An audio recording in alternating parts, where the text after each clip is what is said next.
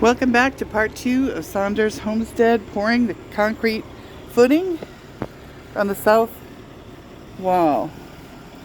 We're going to have ICF blocks placed on top of those, and then a glass solarium, and ultimately a swim spa. But we're working on the project bit by bit, and Wayne's doing an excellent job, and Dana, the driver, doing fabulous on this beautiful day. Just about got it.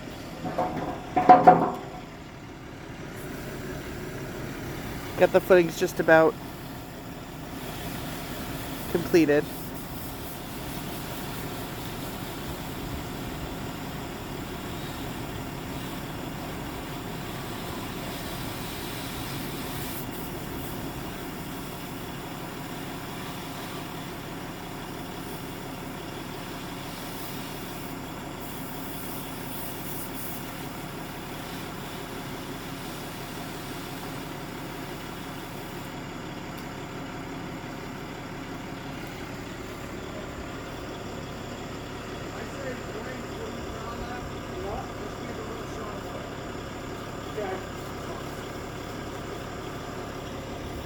Well, thanks for staying tuned and watching our clips.